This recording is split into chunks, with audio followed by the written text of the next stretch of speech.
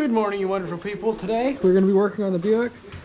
This is a trunk lid seal, and it's all rusted out on the inside. It's like this corner, it's all rusted out. So I need to remake this upper part, which I made one yesterday. I don't like how it turned out. It's not consistent enough. So I'm going to bring you guys along for making the second one.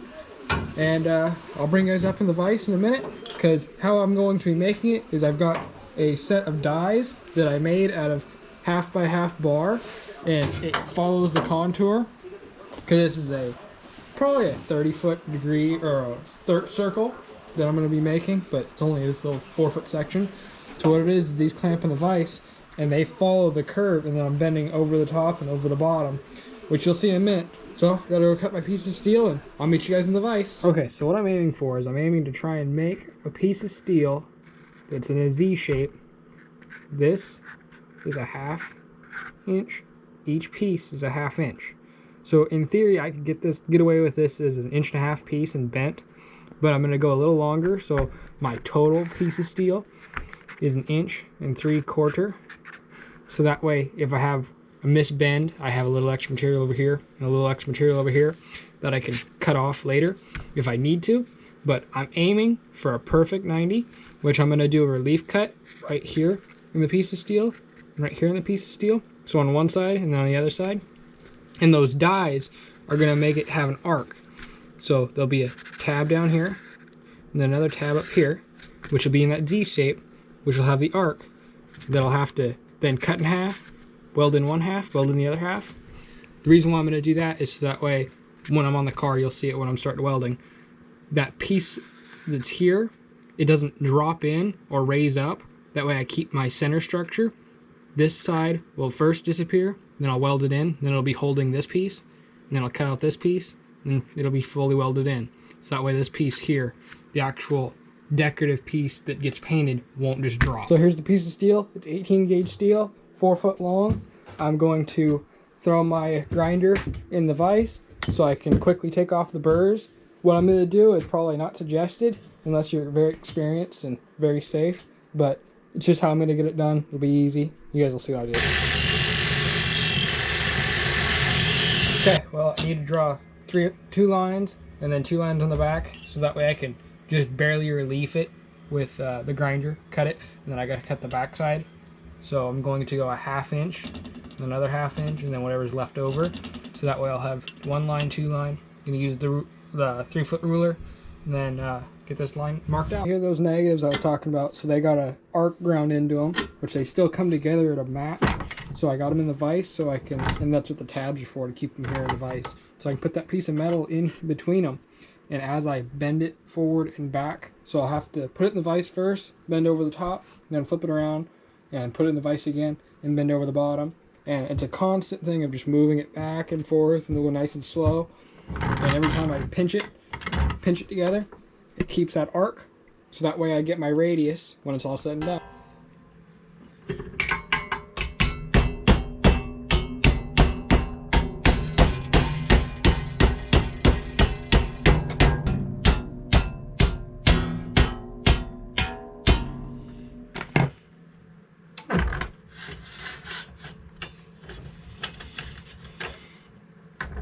Well, here's that piece I made. Fits nicely. So what I'm going to do is, like I talked to you earlier, I'm going to cut this part in half and only replace this section. Then after this section's welded in, I'll cut out the rest of this. So there's indent here. Right in here there's a little lip, well, not really a lip, but a transition change, which that's where I'm going to cut it, so that way when I'm grinding out this weld, it kind of flows better instead of it being in the center. And it's just a piece of steel that's at the bottom with some spot welds I'll have to cut, and then I'll have to get to the center, cut it, so that way this piece doesn't raise or lower, because this is actually a body panel that flows in with the trunk. And then I'm going to cut this back probably 1/4 inch off of this, because this is a secondary piece of steel, which is actually the reinforcement, which actually keeps everything together and locks the car together for the trunk. So the reason why I'm going to cut a 1/4 inch in is you got to always be thinking about your next steps. What are my next steps going to be? My next step is going to be rebuilding this side, and then the trunk lip that's all rusted out on this side, which at least doesn't have an arc, but I've still got to make this side too. So the reason why I'm going in a 1/4 inch is that way my next step I have something to lay against, so I'm not fighting myself every step of the way. Because I got to cut all this out, rebuild the bottom, and then rebuild the top. Whereas as long as I have a marker here to go to this side, it'll be a little easier for myself. Always make it simpler on yourself. Okay, got the piece cut out. Now you can actually see how bad and rusted out it is now that it's out of there. So I'm only cutting in from here to here, because if you actually see, I can move this all around and it actually moves the whole body panel. So I need to be very cautious on making sure it stays the same height, or else I'm either gonna have to put a lot of Bondo or beat the living hell out of this to get it down so it planes in with the trunk still. Because it goes from the rear end of the car, trunk, and then it goes up to the top, which will be, because it's convertible, it'll be simple at least. So I just have to worry about keeping this and playing with the trunk.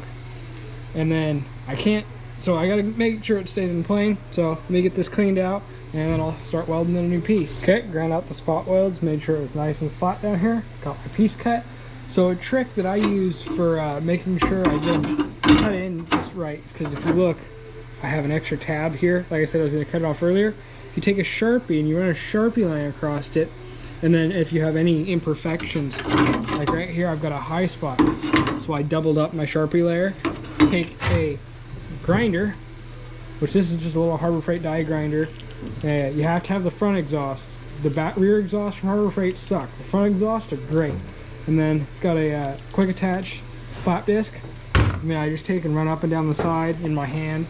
So be careful if you're gonna attempt it yourself. But makes a real nice clean edge, and then you can go back and fine tune it as you need. So I'm gonna get this fine tuned in, bring it back when it's ready to fit. Got it cut to size, painted, sandblasted all the rust away the other day, and then I painted some black port 15 on it. I just had to grind the port 15 where I'm gonna do my welding, like underneath here where I'm gonna do my spot welds. That's what these marks are here for, so I know where I ground. And got it cut in. I'm gonna do my spot welds down here, so that way I can kind of fold it over to match down here. And then I just gotta weld the top in. Meet you back when it's there. Got it welded in, starting to grind it out. Got my spot welds down here, got my stitch weld up here. Now I just gotta get it ground out the rest of the way. Patch in that side part, do a little bit of sandblasting, shoot it with some port 15, then maybe a little Bondo in here because it is a little deep dished, but it should all work out. It's coming together. And I gotta finish out my corners, that side, because that trunk lip is the same. That quarters are absolutely destroyed. Like they're all rusted out, but slow progress. The Bondo started popping off because it got hot, because Bondo doesn't like heat. On the way to the recovery, bringing this car back. Got this piece cut out. You can really see how rusted out it is compared to this. This is fully ground down. Just gotta do a few touch-ups here and there. I'm gonna sandblast this. I'll bring it back once it's sandblasted so you can see the difference between it's all rusted out. I mean, it'll still be rusted out when it's sandblasted, but hopefully it'll be less rust scale. It'll have more of a texture kind of like this, which will be easier to weld to. And then I'll have to shoot some port 15 up underneath, try and get it to retain and not rust away farther, because this is all sealed underneath and it gets trapped moisture inside. So the more I can get it protected with like port 15 or paint in general, the better off I'll be. Okay, got it sandblasted. This little area is sandblasted. This is not. So that kind of makes it look symmetrical, makes it go away. And then here's the rust after the fact. Even after you sandblast, it never comes truly clear once it's rusty, but you can take your time. And this is about 5 gallons of sand right through here. And you see how far I got. It took me about half hour or so, and it got all right, but not the greatest. And if you notice, there's not very much sand everywhere. Little trick, if you have an open area shop like this and you have a close ceiling, I have a metal stud ceiling, so I took a magnet, or you can take a screw or something, and I made like a TP tarp over my car, and I took some tape and taped it to the side and then draped it down from the ceiling, so it made like a tarp. It was a kind of a pain to deal with the plastic, but it kept all the sand here, and then I just vacuumed it up after the fact, so that way I can reuse the sand, sift it out and put it back in my 5-gallon bucket and go for it again. Well, I'm gonna paint that with port 15, and then I'll get back with you guys in the morning when I go to start welding this in. Got it painted last night, so ready to start grinding out this edge so it's ready for welding. Grind out where I'm gonna put my spot weld, and then get that piece cut to fit, and then weld it in. I'll bring you back when I got it fit in. Got it cut in like I want. because this is a two-piece and this is in the center, I'm starting right here. Gonna make sure this matches perfectly. Gonna scribe this all together with the welder, and then I'm going to slowly work my way this way, spot welding through here. And how I'm gonna spot weld is use a drill bit and drill down just a little to where you can see this steel underneath, and then I'm just gonna plug weld it from the bottom or from the top down, and then come in with a grinder after the fact and clean up that spot weld, which that's what I did over here, and it worked out great, stuck together. Just got to finish this out. Okay, it's fully welded in. That side's ground out. Now I just need to grind this side, and I need to radius my corners. That'll be the next video. Well, see you guys in the next one.